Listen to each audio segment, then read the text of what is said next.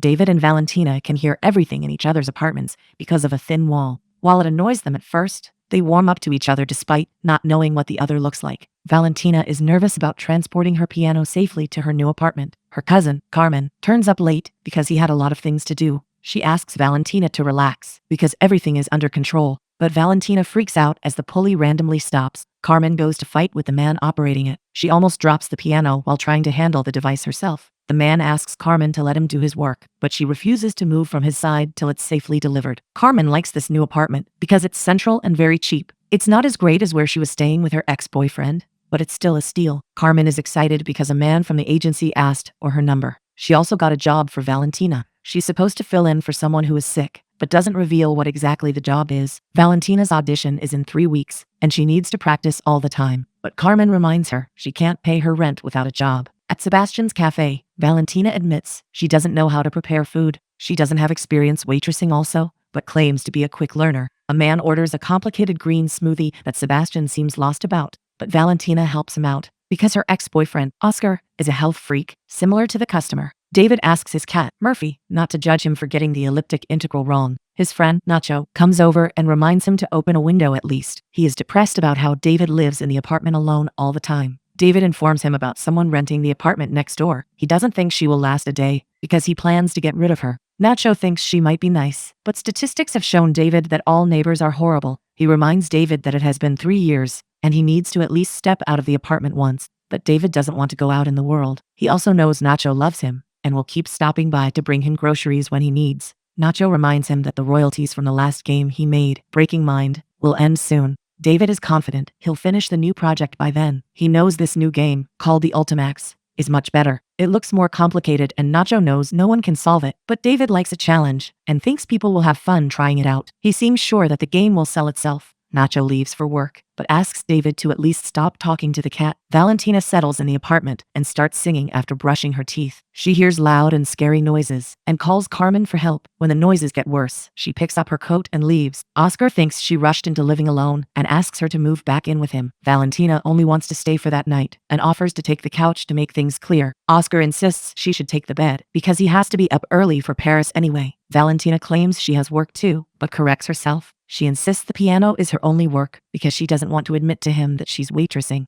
Oscar feels proud of how hard she's working on the audition and learning to do things herself. Valentina comes back to her apartment and knocks on the door of her downstairs neighbor. She asks if the man heard any noises upstairs last night. The man informs her about the day a man drowned in the bathtub on her floor. Since then, there have apparently been strange noises when she's scared enough. He assures her there are no ghosts. Valentina tries to run herself a shower, but hears those noises again. She moves closer to the wall and hears David drop something. She knows there's a person behind the wall, and she can hear his cat too. David explains that there's a soundproofing problem between their 2 apartments. The wall is hollow, so they can hear everything in both the places. He tried to get it fixed, but the neighbors don't want to pay for this. She calls him outside in the hall so they can discuss this face to face. But he explains they're not in the same building or even the district. The apartments being attached is more of a structural anomaly. He works from home and always needs silence. He claims even her piano bothers her. Valentina thinks they can come up with a solution. They can plan a schedule to avoid disturbing each other. David refuses to cooperate and thinks one of them has to leave. He was there first and is an expert at scaring the neighbors away. Valentina claims she has been through a lot and is not about to give up now. David starts making noises at 5 in the morning to disturb her and taunts her. She gets back at him by playing her piano loudly when he's working. He eventually even gets a chainsaw to disturb her. He wakes her in the middle of the night, and she is always deprived of sleep. Carmen now understands why the apartment was so cheap when someone else asks her for a healthy smoothie. Sebastian asks Valentina to focus on her work. Carmen takes the blame for distracting her, but Valentina is genuinely tired and hasn't slept in a week. Her audition is soon, so Carmen suggests she needs to do something better. She's playing too nicely right now and asks Valentina to get her hands dirty. She reminds her that she didn't hoist up her piano 5 floors for nothing. She can't even go back to Oscar or her parents, so she needs to make this work. Valentina sets up a metronome right next to the wall, which keeps ticking all the time. David is unable to do anything all day and finally gives up. He promises to leave her alone and let her play the piano if she stops that noise. He suggests they can take turns. He asks her to play the piano in the afternoon while he works in the morning. Valentina needs to practice in the mornings because she works at Sebastian's cafe in the afternoons. David refuses this request because he works best in the morning, but Valentina is determined and sets up the metronome home again. He agrees to let her have the mornings if she just stops that noise. David patiently waits with Murphy when Valentina begins her practice next morning. He keeps listening patiently to her and observes a lot of hesitancy in her tunes. He claims it's time for him to work, but she asks for a few more minutes to get it right. When she keeps failing, David thinks she'll never understand Beethoven. He knows she's trying to sound like him, but she doesn't even come close. He was a man tortured by his mother's passing and an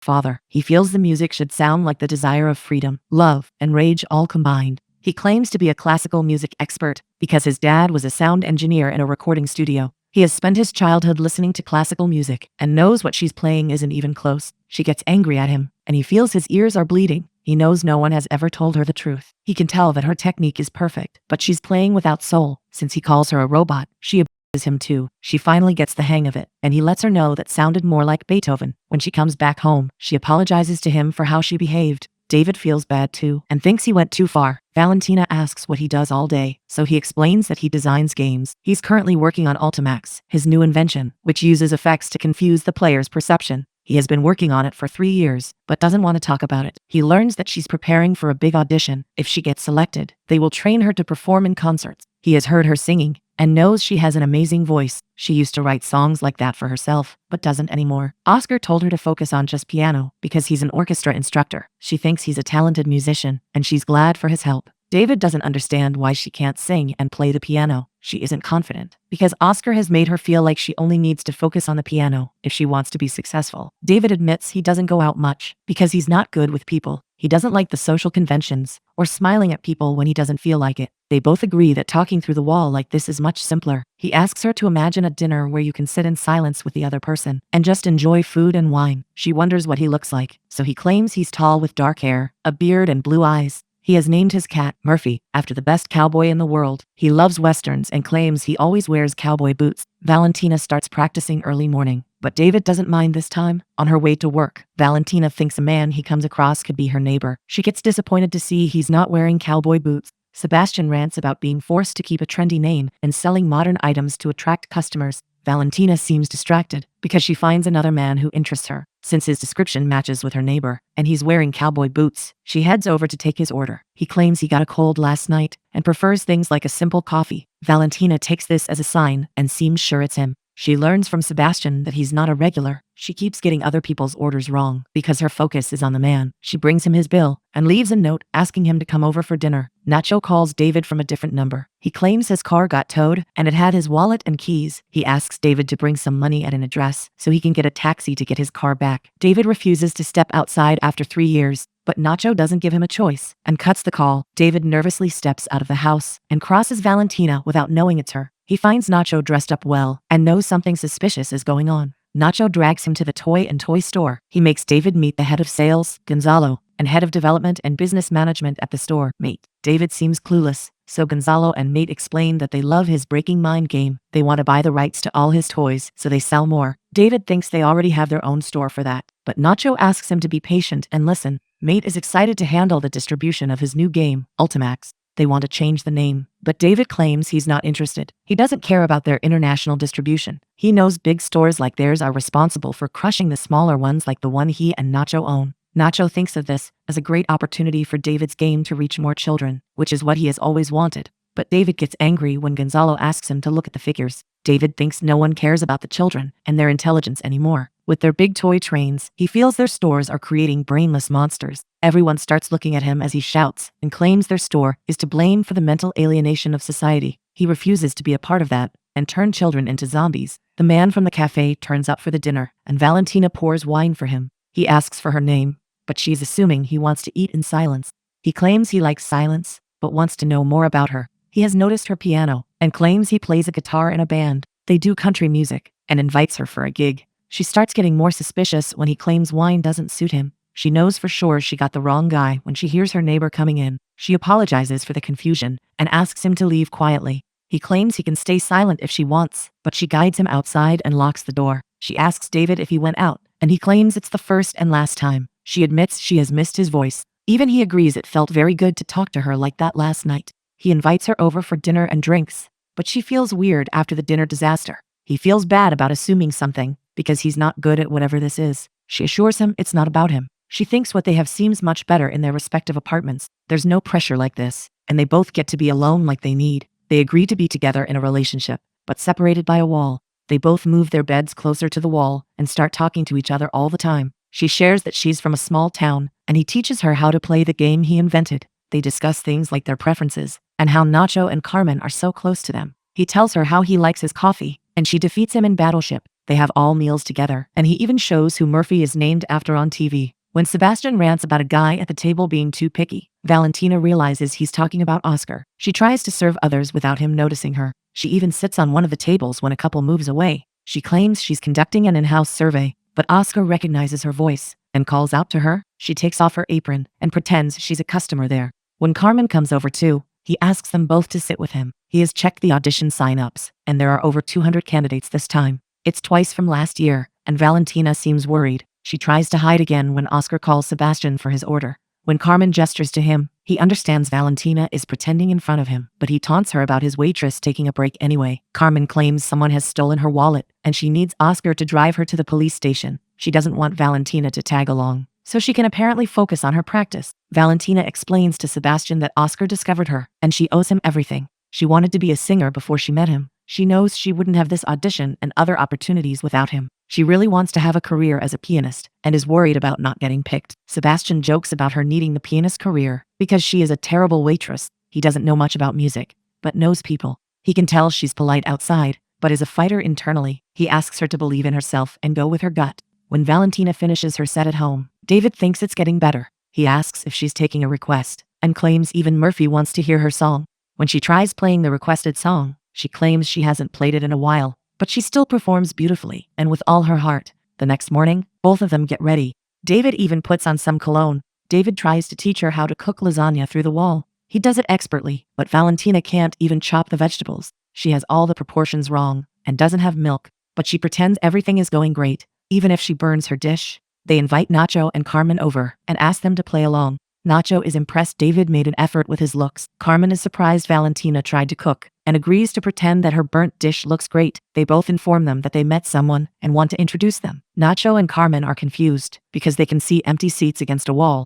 Nacho is worried he's talking to the wall, but Carmen replies when David calls out to Valentina. They sit down to eat facing the wall and think this is all very strange. David and Valentina claim it works for them because they don't need to see each other. Carmen thinks the feeling of intimacy, touching someone's skin, and smelling them is an important part of a relationship. Nacho agrees with her and even thinks eye contact is important. Carmen thinks he sounds like a romantic, but agrees with him. David thinks what they're doing is just like talking to a stranger on a dating app. They don't even have a picture to help them in this case. But David points out how some profiles are not even real. Carmen thinks they should be curious about how the other person looks like. He doesn't want them to believe beauty is on the inside. From her voice, Nacho can tell Carmen is tall, with short hair, and wears glasses. He gets it all wrong, but Carmen pretends he did well. When it's Carmen's turn, she describes him accurately, especially the part about his obsession with hoodies. They need to leave, but they agree this was fun. But Carmen is secretly sure David is ugly, and Nacho thinks they have both lost it. Valentina finishes some paperwork for her audition in 2 days. She enters the auditorium to witness Oscar conducting his orchestra. He is disappointed with everything his students do. He asks them to play something as artists to make it seem like Beethoven. He dismisses them and asks Valentina if she's nervous about her audition. He is sure she will dazzle them. He also admits that he knows she works in the cafe where he met her. He asks her to not be embarrassed and claims to understand that she doesn't trust him, but he wants her to know she can count on him. Valentina comes back home and lets David know that Oscar is coming over. She wants his opinion on the set she has prepared for the audition. It's very important to her, so she asks David to stay quiet for a while. Oscar claims her place is charming and gives her a present. He claims he roamed around all antique shops in Paris to find it for her. David doesn't believe him and thinks he's pretentious. Valentina hears him murmur something, but wants to distract Oscar with her set. She starts playing nervously, so Oscar asks her to relax more. He thinks she sounds distracted and knows she can play it better. He thinks the shift to this apartment and the new job is affecting her. He offers to let her move back and claims he misses her. When he tries to kiss her, she stops him and asks him to leave politely. David starts making the noises again, but Valentina claims it's coming from the street. She confronts David after he leaves and asks why he had to create a racket. David thinks Oscar sounded very condescending. He feels she shouldn't put up with someone like him. She reminds him this was about her work. She feels he could have given them privacy instead of eavesdropping. She doesn't like that he got jealous of Oscar. She shouts at him because she doesn't need more people who tell her how to live her life. She thinks this whole relationship through the wall won't work and refuses to let him control her. Valentina feels bad about their first fight. She rants about it to Carmen and thinks David should trust her by now. Carmen is distracted because the guy from the agency who was flirting with her wants to meet. They can't go to her place because she has a child. They can't go to his either because he stays with his mother. She needs to leave, but asks Valentina to keep her posted on the drama. Valentina asks Sebastian for a day off for the audition. She doesn't know if they will pick her, but Sebastian is sure they will. He asks her to give an amazing audition and come back to return her apron and leave this job. Carmen uses her keys to Valentina's apartment to sneak in with her date and have sex with him. David hears them moaning and assumes it's Valentina when she comes back at night. He claims he doesn't care whether she practices or not. She tries to apologize for the other night, but he remains cold and rude to her. He refuses to talk and claims she should know he can hear everything in her house. She finds Carmen's scarf and realizes what must have happened. She claims she never came back that afternoon, but she also knows David doesn't trust her. She feels like this relationship is not going anywhere and offers to find another apartment. She returns the scarf to Carmen, who wants to clarify things to David. Valentina doesn't think there's any need because she's thinking of moving. Carmen feels she always runs away from a new relationship because she's scared of the future. Carmen's son, Danny, has woken up because of a nightmare. Carmen takes him back to bed, but she thinks what Valentina has with her neighbor is something a lot of couples never get to have. David watches an old video of him playing with Nacho and his sister, Maria. She changes the rules of breaking mind and thinks her way is right. David brings coffee for Nacho the next day at their game store. He realizes it's about to shut down, and they're having final sales. Nacho never told him because he was waiting for David to feel better. He has managed to stay afloat because of breaking mind royalties, but no one comes to their store anymore, and their sales have drastically dropped. Nacho realizes David is out of his house. He knows he must have done something with his neighbor. David is upset they're not even talking anymore. He thinks it was a stupid idea from the beginning. Nacho thinks he's stupid to let the one girl who tolerates him get away. David claims she left him, so Nacho asks him to fix things. He doesn't want to listen to excuses about how busy he is with Ultimax. Maria was David's fiancée, but she was Nacho's sister too. He knows they both miss her and had big plans about the wedding, but she has passed away years ago, and Nacho thinks David needs to move on and build a new life. Valentina watches someone play before her, and she gets called on the stage. The judges ask her to play Beethoven, so Valentina nervously starts playing something. David turns up backstage behind her and makes his presence known. He knows she can play better and asks her to get some feelings in her performance and get angry. He reminds her to play like she played for him. She asks him to leave her alone, but he admits he's an idiot who let her down, but he believes in her and wants her to show the judges how to play Beethoven. David is made to leave, and the judges think they have heard enough. They call the next contestant to the stage, but Valentina finally embraces the emotions in her and starts playing the song she wrote. David can hear her and is proud, but is made to leave again. Carmen is proud to be her cousin, so Nacho in the crowd recognizes her. Valentina hugs her and Sebastian when she's outside. One of the judges calls out to remind her she shouldn't have wasted their time. She hasn't passed the audition, but the judge gives her a card of a music producer friend. She's very impressed with Valentina's voice and thinks she should focus on singing. Oscar tries to console Valentina with the promise of other auditions, but Valentina has realized she wants to sing her own songs and not play the piano. Oscar thinks she's throwing her career away after he put his reputation in line for her. Valentine thanks him for everything he did, but she has always hated the nicknames he gave her and the healthy tea he makes her drink. She has also decided to play Beethoven her way now. She starts running away, and even Sebastian leaves to open the cafe. Nacho calls out to Carmen and introduces himself from the wall dinner. They're glad to meet each other, and Carmen introduces Danny to him. She's going with him for ice cream and invites Nacho too. Nacho realizes he got her description wrong, but she teases him about the hoodie anyway. Valentina calls out to David when she's home, but he wants to apologize first. He didn't mean to interfere in her life, but knows she is the only person he trusts. She's also the first person who made him want to leave the apartment. Valentina wonders about his cowboy boots and asks if he always wears them. He assures her he bought his first pair that day and can't seem to take them off. She tries to hit the wall with her metronome, but it doesn't work. David decides to help her and asks her to stand back. He breaks the wall and makes a big enough hole so she can enter through it. They both can't stop blushing when they see each other for the first time. She kisses him as Murphy watches them being happy.